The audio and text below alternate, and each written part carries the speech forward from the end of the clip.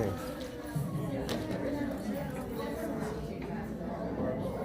Okay, we're going to get on with the next panel, or the panel that's going to be featured tonight after the awards is going to be a panel consisting of Dylan Lopez, Joshua Espitia, Kristen Ruggles, and Shayna Ashley. So I guess if we can have the have all the attendees populate the chairs of honor up here.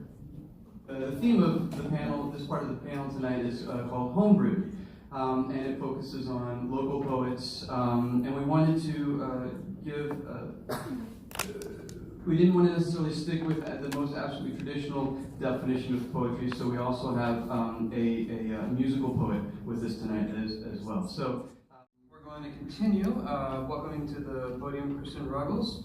When Kristen first put pen to paper at the tender age of 8 years old, the heavens opened up and angels began to sing. It was that moment in which she knew that she was destined to be a mediocre poet and a trashy storyteller. In her pursuit of this goal, she has found a modicum of success in journals such as Linden Avenue, Spank the Cart, Sagebrush Review, Rat's Ass Review, and others that she never seems to remember. Surprisingly enough, all those journals are real, and none of them are dirty websites. When she's not practicing her role at the world's okayest poet, she's frantically and savagely ripping her poetry apart in hopes that she can just put together a full poetry manuscript that will please the poetry gods of Eastern Kentucky University, who are actually just her thesis committee members, and trick them into granting her a Master's of Fine Arts in Creative Writing. When she's not doing any of that, she works as the coordinator of the Writing Center at Texas A&M Corpus Christi. And by work, she really means answering emails and scrolling endlessly through Amazon, buying books she has no time to read, and bouncing on her yoga ball. All right, please welcome to the podium, Kristen Ruggles.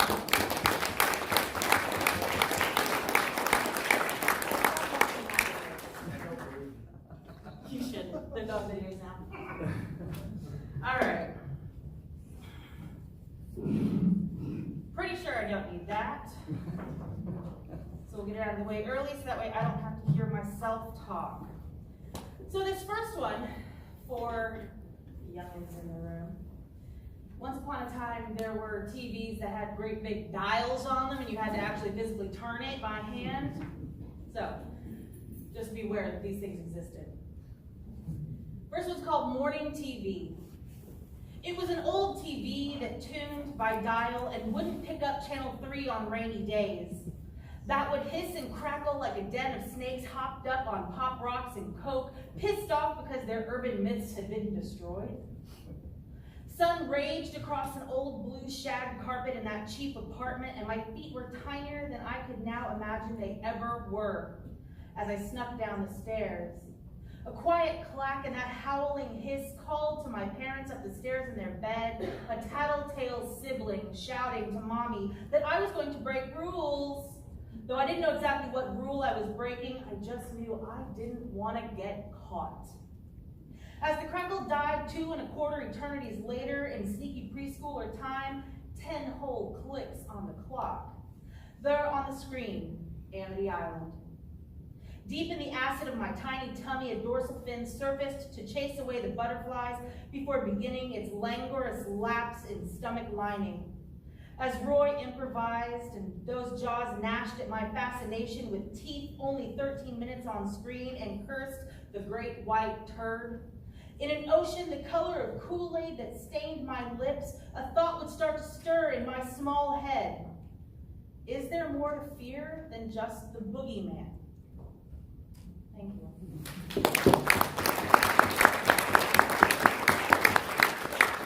And again, for you youngins, there was a movie back in the 70s called Jaws. Go watch it. It's delightful. This next one's called She Wears Her Hair. She wears her hair like autumn, red leaves yellowed and dying, a windy upsweep with the chill riding her shoulders barely covered in dried white moss on softening brown bark. She dances wildly, arms undulating in each gust she knocks down every house of cards built by every architect of patriarchy, and shows gardeners of conformity ready to prune her branches and rake her pieces into a neat pile that she will do as she damn well pleases. As winter descends, she extends her roots and protects the acorn deep in the muck, sprouting under her cover until it reaches its own small branches towards a new, wet spring sky.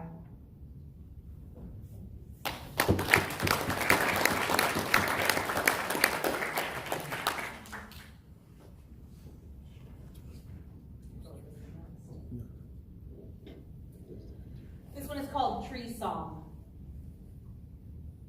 If trees speak when they have something important to say, what would we learn if we listened to the melodies in silence?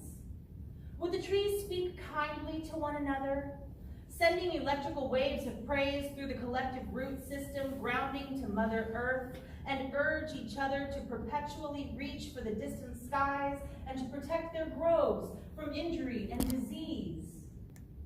Or are they assholes? The rustle of leaves are trees hurling slurs at each other, racial hatred in languages they don't understand, because the cypress needs refuge from the encroaching oak, and the willows are afraid that they're going to take all the good sunlight. All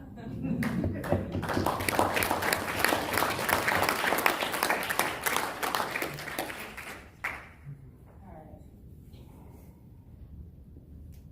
Not a tone change at all. Butterfly. I admire her passing Italian-cut suit, its sharp lines, vermilion scarf fluttering shyly beneath black blazer wings, and power clack on pavement of stiletto heels, toes pinched and bleeding, her pedicure the pride of womanhood. Face contoured, war paint marching into enemy territory at 78% confidence that she belongs there. People whisper, shouldn't she have children by now, play her rightful role? A mother, soft in the middle, her tit chewed and swollen, leaking blood and milk and creamy proof of her devotion to the role chosen for her. A woman's cut t-shirt, unable to make her comfortable in her own skin, that's burst like canned biscuits forgotten in a hot car on Sunday afternoon beneath layers of her purse, child stroller, diaper bag, and of course resting bitch face. Men take little bites of her. Next baby's mine. Smile, honey, it's a compliment. Big bellies bouncing at their own hilarity. She dies a little each time. Fake smiles yank the corners of her mouth, torn and bleeding from biting on her tongue. But the butterfly keeps her head down. Her Chanel number 5 and the evanescent puff of smoke bravery are an ephemeral confidence as she plans the battle ahead. A game of risk in which she tries to decide whether it's worth marching her troops into Russia, and what is she willing to give up to take New Zealand? How am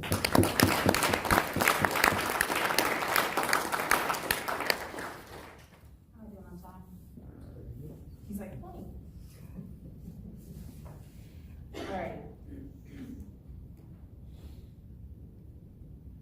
This one is called The Greatest Showman.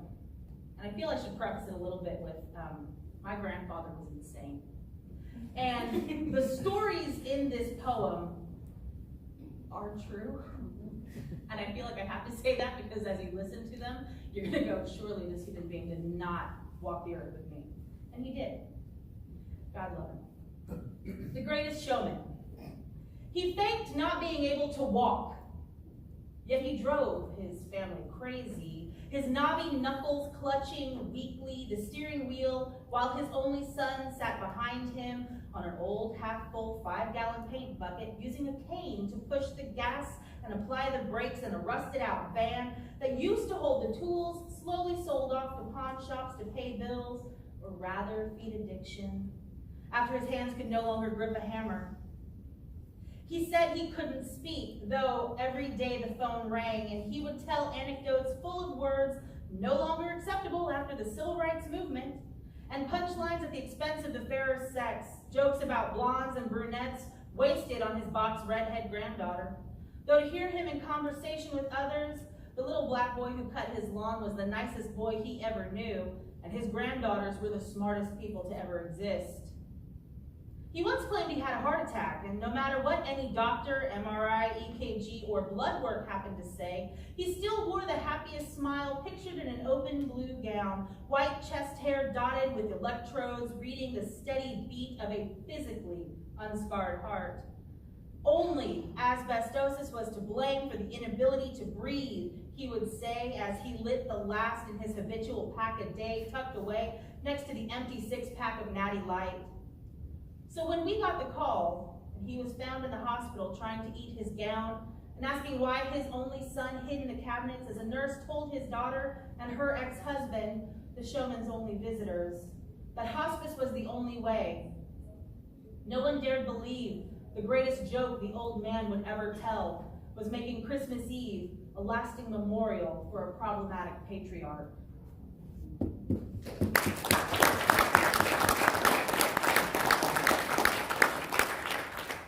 And no joke, guys, like that is the safest that man ever drove. We're talking like he used to draw me maps where he would turn away from the steering wheel and talk to me while driving on 2-lane roads. So y'all are lucky I'm still alive. This one is called 4:45 on Saturday morning. Pages strewn across a ratty desk. Let me back up for a second because I forgot. There is a bit of spelling play in this one. The word morning is actually going to be spelled M-O-U-R-N-I-N-G. That is important. 4:45 on a Saturday morning. Pages strewn across a ratty desk, bathed in low fluorescent. Words come but never fast enough to keep you out. Looking around, rubbing no sleep from my eyes, I see morning's vivid yet sunless colors run one into the other. It's 2 hours and 27 minutes since I buttoned my pants. 2 hours and 16 minutes since you told me to let you know I'm safe at home. There is no time for a goodnight kiss that never happened. Oh, psychedelic you. I clamor for what I can get, especially when you are reluctant to give. Last night, I sat cross-legged on your bed again, hoping this time you would ask me to stay. How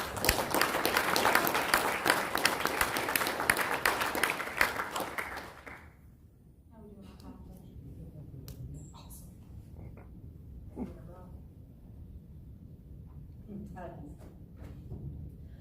This one is called Tonight I Made Love to the Stars. Tonight I made love to the stars. Wait, are the kids in here? Yeah. Real young kids or like high school kids? Y'all good. Tonight I made love to the stars and called them by an old lover's name. My hair in a tight grasp as that name hung between us.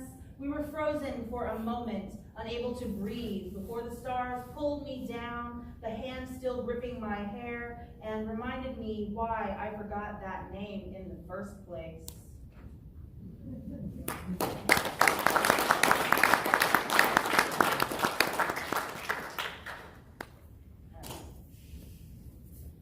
This one is called Strychnine.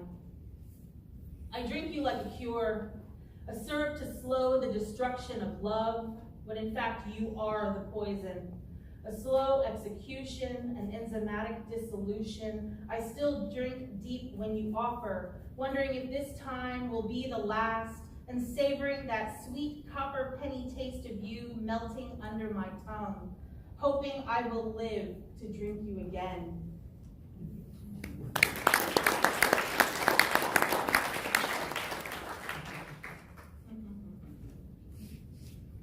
Okay, 2 more and then I'll relinquish the spotlight.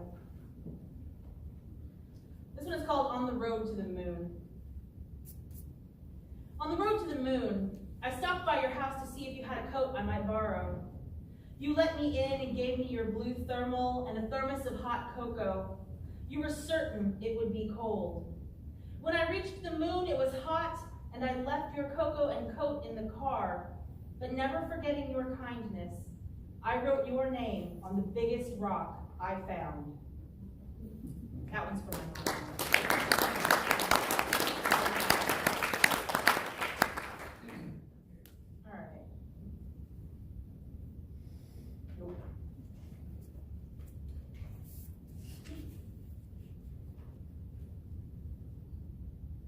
Okay, this is the right one.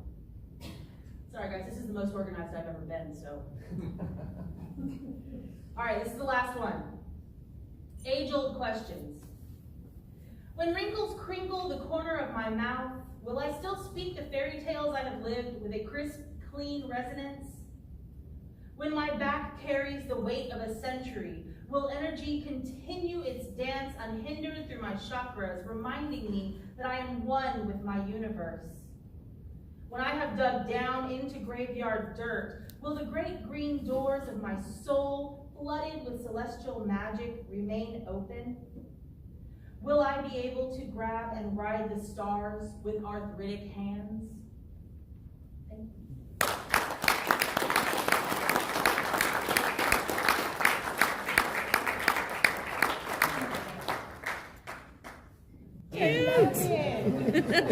I cut you and talk about.